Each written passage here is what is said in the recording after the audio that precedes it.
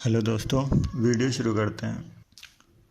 इस वीडियो में हम पढ़ेंगे मैट्रिक्स के टाइप के बारे में, मैट्रिक्स के यूज़ के बारे में और कुछ इम्पोर्टेंट पॉइंट्स मैट्रिक्स से रिलेटेड। ये मेरी फर्स्ट वीडियो है भाई अगर कोई गलती हो जाए तो भाई माफ़ कर देना। शुरू करते हैं।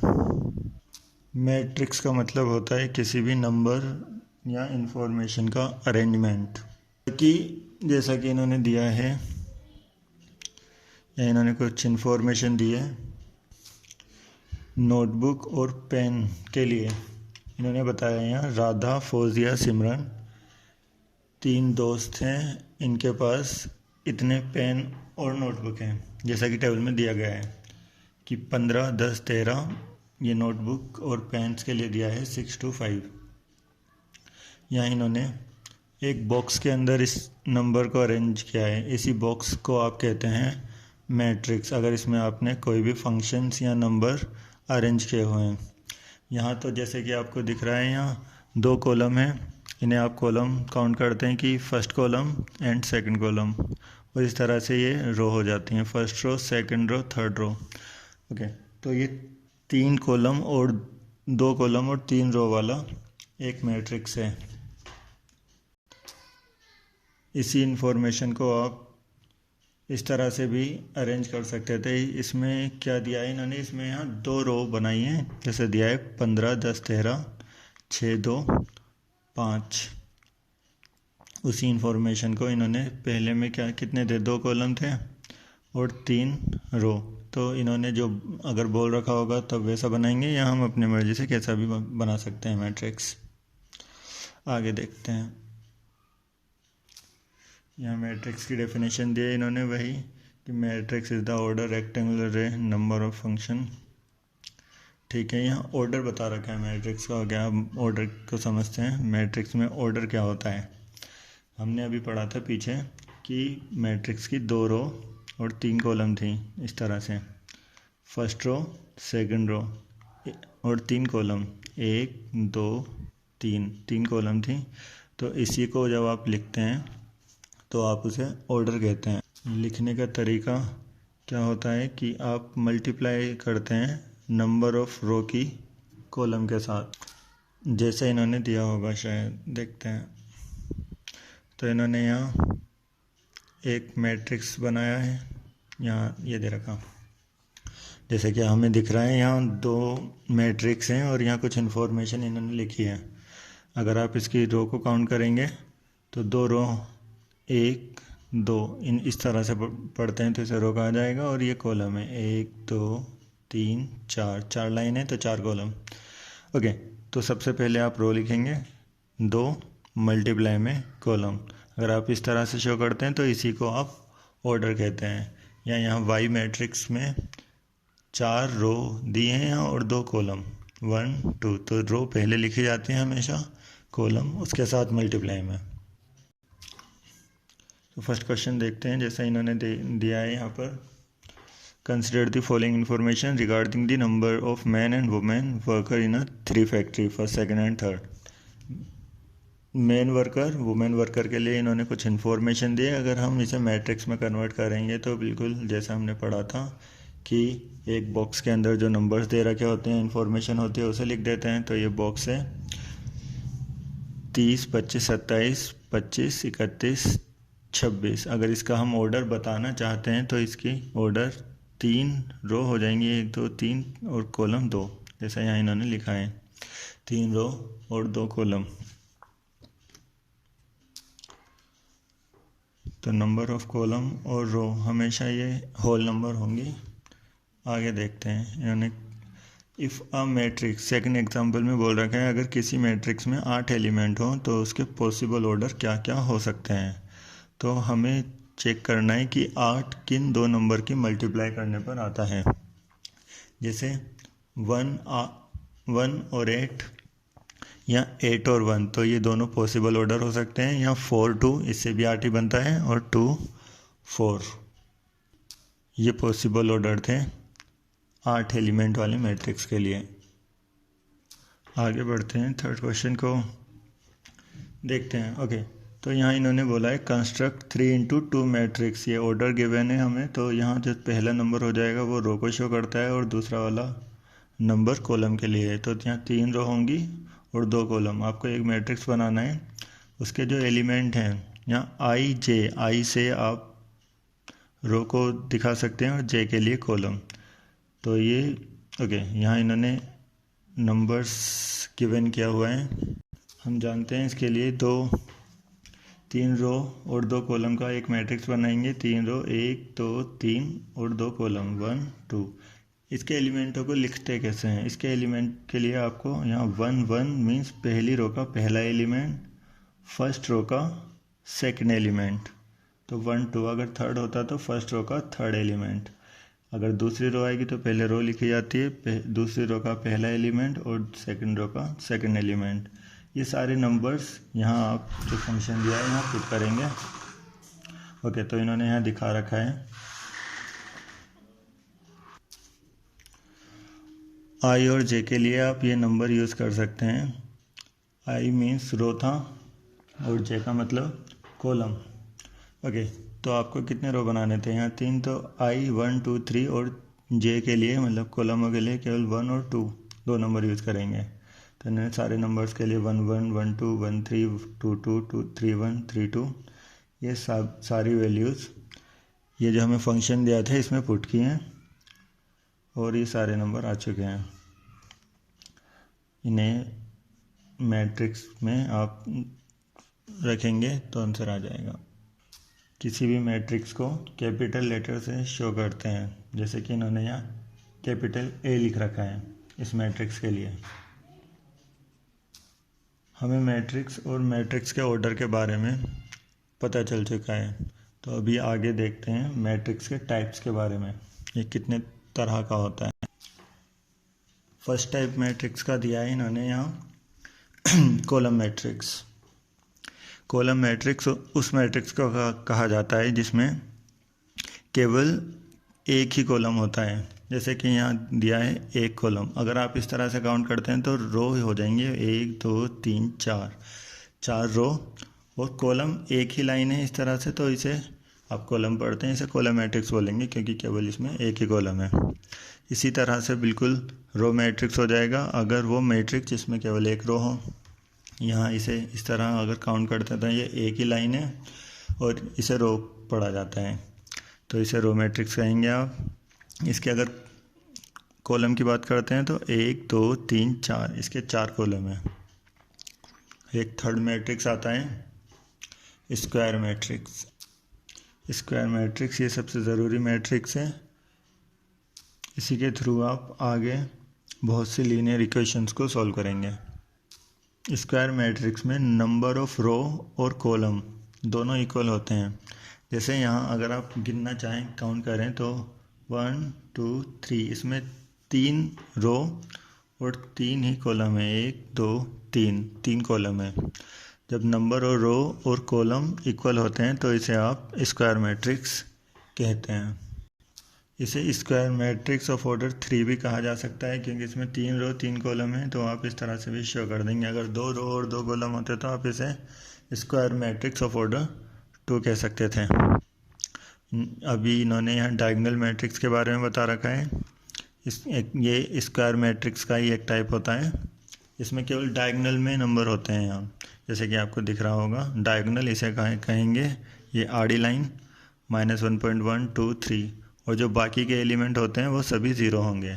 ये केवल डायगोनल मैट्रिक्स केवल स्क्वायर मैट्रिक्स में ही बनेगा और जो इसका डायगोनल होगा मतलब ये इस तरह से जो इन्होंने नंबर्स लिख रखे हैं टेढ़े, अगर यहाँ कोई भी नंबर आते हैं और बाकी के सारे नंबर ज़ीरो होते हैं, सभी रो और कॉलम के लिए केवल डायगोनल में नंबर हों और बाकी सारे टर्म ज़ीरो हो जाएं या एलिमेंट बोला जाता है इन्हें, एलिमेंट ज़ीरो हो जाएं, तो आप इसे डायगोनल मैट्रिक्स कह सकते हैं।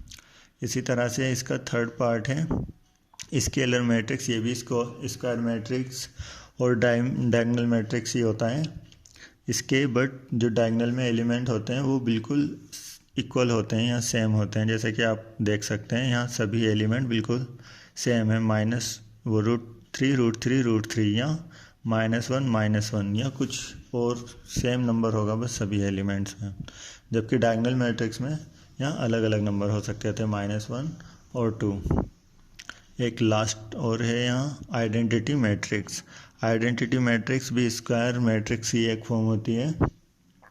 इसमें सभी एलिमेंट सेम होते हैं और बस डायगोनल में होते हैं, और सारे एलिमेंट की वैल्यू केवल वन ही हो सकती है आइडेंटिटी मैट्रिक्स में। इसके बाद आता है ज़ीरो मैट्रिक्स। ज़ीरो मैट्रिक्स ये स्क्वायर या रेक्टेंगल कैसा भी मैट्रिक्स हो सकता है, इसके सारे एलिमेंट ज़ीरो होंगे, इसे आप ज़ीरो मैट्रिक्स कहेंगे। इक्वलिटी ऑफ मैट्रिक्स, अगर आपको दो मैट्रिक्स गिवन है और उसके कॉरस्पॉन्डिंग एलिमेंट इक्वल हों। कॉरस्पॉन्डिंग मतलब यहाँ पहले एलिमेंट के इक्वल हो, सेकंड एलिमेंट के इक्वल हो, इसी तरह से थर्ड के और फोर्थ के इक्वल हो, मतलब सभी एलिमेंट के कॉरस्पॉन्डिंग पार्ट्स है दूसरे मैट्रिक्स के में इक्वल होते हैं, तो इसे आप इक्वल मैट्रिक्स कहेंगे। और अगर आप क्वेश्चन के लिए बोलते हैं तो इसमें क्वेश्चन इस तरह से आता है, आपको दो मैट्रिक्स दे देते हैं इक्वल में, और आपको बोला जाता है यहाँ x, y, z या कोई भी ये वेरिएबल है, इन सभी की वैल्यूज़ फाइंड कीजिए। जैसे कि यहाँ a, b, c, x, y, z की वैल्यू बतानी है आपको, तो आप फर्स्ट एलिमेंट को फर्स्ट के इक्वल रखेंगे, मीन्स 0 के इन्होंने रखा और सॉल्व किया, तो आंसर इनका आ गया है x की वैल्यू -3। इसी तरह z+4 को सेकंड एलिमेंट के इक्वल रखेंगे 6 के, तो उससे z की वैल्यू आ जाएगी 2। इसी तरह बाकी के एलिमेंट को कॉरस्पॉन्डिंग एलिमेंट के इक्वल रखेंगे तो सभी की वैल्यू फाइंड आउट हो जाएगी। नेक्स्ट एक क्वेश्चन देखते हैं। तो इन्होंने यहाँ दो मैट्रिक्स यहाँ भी इन्होंने इक्वल बोला है इन्हें, तो हम कॉरस्पॉन्डिंग एलिमेंट को इक्वल रखते हैं, तो ये पूरा एक ही एलिमेंट है, इसे आप 4 के इक्वल रखेंगे, और a-2b को -3 के इक्वल। इससे दो इक्वेशंस बनेंगी जो आप एलिमिनेट कर आंसर ला सकते हैं। जैसे कि इन्होंने वैल्यू इक्वेशन बना रखी है यहाँ फर्स्ट, सेकंड, थर्ड, फोर्थ। जब आप इन्हें सॉल्व करते हैं तो a और b की वैल्यू आ जाएगी, और इन दो इक्वेशंस को सॉल्व करते हैं तो c और d की वैल्यू फाइंड आउट हो जाएगी। ओके, एक्सरसाइज शुरू करते हैं 3.1। तो आप जानते हैं मैट्रिक्स में इन्होंने हमसे क्वेश्चन में हम मैट्रिक्स के बारे में कुछ इन्फॉर्मेशन पूछी है। जैसा कि फर्स्ट पार्ट में इन्होंने बोला order of the matrix. Order का मतलब होता है, मैंने ऑर्डर अभी पीछे बताया था कि जितने इसमें रो और कॉलम हैं उनके प्रोडक्ट को आप ऑर्डर कह सकते हैं। तो सबसे पहले ऑर्डर में रो लिखे जाते हैं, तो यहाँ कितने रो हैं आप देख सकते हैं, इसे रो बोलते हैं। 1 2 3, 3 रो, और 1 2 3 4 कॉलम। तो इसका ऑर्डर हो जाएगा 3 × 4 या 3/4। नंबर ऑफ एलिमेंट के लिए आप ये जो एलिमेंट है इन्हें गिनकर बता सकते हैं, या फिर ये जो ऑर्डर था इसकी मल्टीप्लाई करेंगे, और 3 की 4 से मल्टीप्लाई करने पर 12 आंसर आ जाएगा। तो 12 इसका आंसर है। इसके सेकंड पार्ट का नंबर ऑफ एलिमेंट इसमें 12 हैं। थर्ड पार्ट में इन्होंने बोला है आप इसके एलिमेंट बताइए। जैसे A13 का मतलब हुआ फर्स्ट रो का थर्ड एलिमेंट, या first row third column. First row 1 2 3 third column, तो 19 इसका आंसर हो जाएगा। A13 = 19 या 19। A21 सेकंड रो का फर्स्ट एलिमेंट। यहाँ रो इस तरह से होती हैं, फर्स्ट रो सेकंड रो का फर्स्ट एलिमेंट, तो यहाँ 35 आ जाएगा। इसी तरह बाकी के भी आप कर सकते हैं। नेक्स्ट क्वेश्चन पढ़ते हैं। यहाँ इन्होंने बोला है एक मैट्रिक्स में 24 एलिमेंट हैं, तो उसके पॉसिबल ऑर्डर क्या हो सकता है। तो आपको देखना है कि 24 की नंबर्स की मल्टीप्लाई करने पर प्राप्त होता है, हमें मिलता है। तो आप नंबर के उन पेयर्स को लेंगे जिनकी मल्टीप्लाई करने पर, गुणा करने पर 24 आता हो। इसी तरह से इन्होंने आगे बोला है what if it has 13 element. अगर उसमें 13 एलिमेंट हो तो पॉसिबल ऑर्डर क्या होगा। तो अगर ओड नंबर ऑफ एलिमेंट आते हैं तो आप केवल 13 के लिए प्राइम नंबर्स ऑफ एलिमेंट के लिए केवल 2 मैट्रिक्स बना सकते हैं, 1 × 13 या 13 × 1। इसी तरह इसका तीसरा क्वेश्चन है कि अगर मैट्रिक्स में 18 एलिमेंट हो, 18 एलिमेंट हो, तो उसका पॉसिबल ऑर्डर क्या हो सकता है। एग्जाम्पल में जैसे समझाया था बिल्कुल वैसे ही ये क्वेश्चन होगा। यहाँ इससे पहला क्वेश्चन जो हमने किया है, और फिर आगे बोला है what if it has 5 element. अगर इसमें 5 एलिमेंट होते हैं तो आप 1 × 5 या 5 × 1 लिख सकते हैं। और 18 के लिए 1 × 18, 2 × 9, 3 × 6 वगैरह वगैरह लिखेंगे। ठीक है, नेक्स्ट क्वेश्चन देखते हैं। फोर्थ क्वेश्चन में बोला है यहाँ पर आपको 2 × 2 का एक मैट्रिक्स बनाना है और आपको एलिमेंट नीचे दिए गए फंक्शन के अकॉर्डिंग अरेंज करना है। तो सबसे पहले हम मैट्रिक्स का एक फॉर्मेट बना लेते हैं। A1 1 1 2 पहली रो का पहला एलिमेंट, फर्स्ट रो का second element, 2 1 second row first, 2 2। इन्होंने फर्स्ट में आपको गिवन क्या है कि i + j का होल स्क्वायर इज इक्वल होगा i + j का होल स्क्वायर बाय 2। इस तरह से आप एलिमेंट को फाइंड करेंगे। तो हमें जैसे यहाँ निकालना है 1 1, i और j की जगह आप 1 1 का यूज़ करेंगे, बाय 2, इसका आंसर 2 आ गया। इसी तरह 1 2 के लिए i की जगह 1 और j की जगह 2, 1 3, 1 + 3 बाय 2 का स्क्वायर, तो 4 का square 16 by 2 8, sorry 1 + 2 by 2 3, 3 square 9 by 2। इसी तरह 2 1 का होल स्क्वायर बाय 2, ये भी 9 बाय 2 आ जाएगा।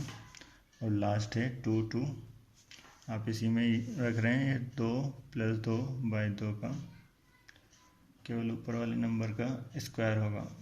तो 4 का स्क्वायर 16 डिवाइड बाय 2 8। आप इसे इस तरह से अरेंज कर सकते हैं नंबर्स को। 1 1 के लिए जो आपने नंबर निकाला है 2, थोड़ा स्पेस आप देंगे, इसके बाद लिखेंगे 9 बाय 2 2 1, ये भी 9 बाय 2 था, और 2 2 के लिए 8। इसी तरह से बाकी सारे निकाल सकते हैं, बाकी सारे एलिमेंट। ओके, तो नेक्स्ट क्वेश्चन में भी यही है। यहाँ 3 और 4 का एक मैट्रिक्स बनाना है आपको। यहाँ 3 रो हो जाएंगी और 4 कॉलम। मैट्रिक्स बना कर दिखाता हूँ आपको। 3/4 का 3/4 ऑर्डर,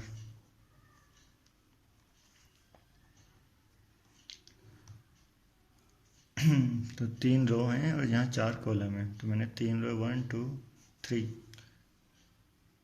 फर्स्ट रो का फर्स्ट एलिमेंट, फर्स्ट रो का सेकंड एलिमेंट, थर्ड, 4 कॉलम, ये फर्स्ट रो।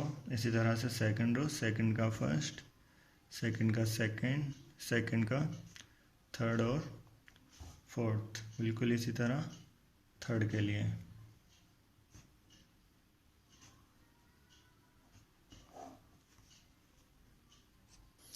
सॉल्व इसे आप खुद करेंगे। तो नेक्स्ट क्वेश्चन पर आते हैं। 6 क्वेश्चन। यहाँ आपको एक्स वाई जेड की वैल्यू बतानी है।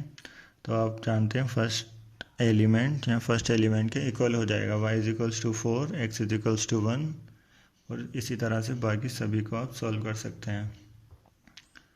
सेकंड क्वेश्चन में यहाँ z की वैल्यू आ सकती है 5 + z = 5, z = 0 आ जाएगा इस इक्वेशन, और इससे इक्वेशन आएगी जिसे आप सॉल्व कर सकते हैं इजीली। तो इसका थर्ड क्वेश्चन मैं करता हूँ। जैसे कि क्वेश्चन दिया है था ये, और आपको यहाँ एक्स वाई जेड की वैल्यू फाइंड करनी है। तो हम कह सकते हैं यहाँ y + z = 7 equation first, x plus Z is equals to 5 equation second, x plus Y plus Z is equals to 9 equation third. अगर आप फर्स्ट इक्वेशन की y प्लस जेड की वैल्यू थर्ड में रखते हैं, equation first and third, from equation first and third, okay, जब आप y plus Z की वैल्यू रखते हैं तो यहाँ आपका आंसर आ जाएगा 2। इसी तरह सिमिलरली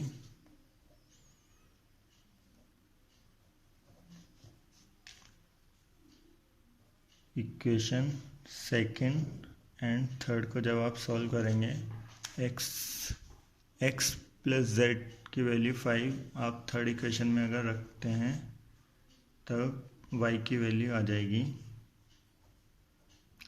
4। x प्लस वाई की वैल्यू के बाद आप x की वैल्यू किसी भी इक्वेशन में रख सकते हैं, from equation second x plus Z is equals to 5 given था, x की जगह आप 2 रखेंगे तो z इज इक्वल्स टू 3, ये आपका आंसर आ जाएगा। आप कर चुके हैं यहाँ 6 क्वेश्चन, तो 7 क्वेश्चन भी इसी तरह होगा। a minus B is equals to -1, इससे एक इक्वेशन बनेगी, a minus B is equals to 0, इससे सेकेंड इक्वेशन आएगी और आप यहाँ a और b की वैल्यू ईजिली फाइंड कर लेंगे। उसके बाद आप करेंगे 2a plus C is equals to 5, जो a की वैल्यू आई थी उसे इसमें पुट करेंगे और आंसर आ जाएगा। ओके, आगे देखते हैं। नेक्स्ट क्वेश्चन में यहाँ लिखा है कि a एक स्क्वायर मैट्रिक्स हो। ये मल्टीपल चॉइस क्वेश्चन है, तो आप बता सकते हैं स्क्वायर मैट्रिक्स केवल तभी होता है जब रो और कॉलम सेम होते हैं। यहाँ इन्होंने ये ऑर्डर दिया था m इंटू n, तो m ग्रेटर लेस या ग्रेटर नहीं होगा, केवल m इक्वल होगा n के लिए, तभी ये स्क्वायर मैट्रिक्स बना सकता है। इसी तरह आप 9 क्वेश्चन सॉल्व कर लेंगे x की और y की वैल्यू निकाल कर, और 10 क्वेश्चन मैं बताता हूँ। क्वेश्चन में बोला गया है 10th में कि number of all possible matrix, कितने मैट्रिक्स आप बना सकते हैं 3 इंटू 3 ऑर्डर के लिए। अगर उनमें केवल 0 और 1 की एंट्री की जाए, केवल 0 और 1 रखा जाए, तो आप कितने मैट्रिक्स बना पाएंगे। तो ये 11th क्लास के क्वेश्चन नंबर ऑफ वे के तरह होगा, जैसे कि इन्होंने हमें बताया हुआ है कि आप फर्स्ट नंबर पर जब आप मैट्रिक्स बनाएंगे तो 9 एलिमेंट आप रखेंगे यहाँ,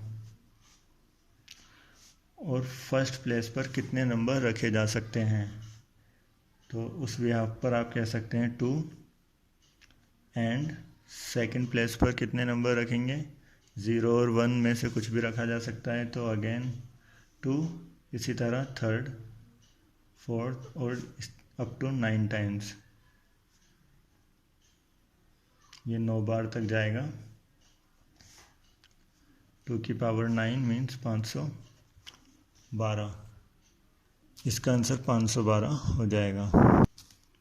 जैसा कि मैंने बताया ये मेरी फर्स्ट वीडियो है, तो मैं जानता हूँ मुझसे बहुत सी बीच में गलतियाँ हुई होंगी, तो आप उसे प्लीज़ इग्नोर करें और जो मेन चीज़ बताई गई है उस पर फोकस करने की कोशिश करें।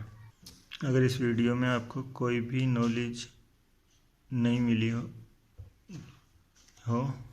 प्लीज़ वीडियो को लाइक करना। नेक्स्ट वीडियो के लिए मुझे कमेंट करें। अगर मुझे 5 कमेंट भी मिलती हैं इस चैप्टर की अगले एक्सरसाइज के लिए, तो मैं उसकी जल्द से जल्द वीडियो तैयार कर दूंगा। धन्यवाद वीडियो देखने के लिए।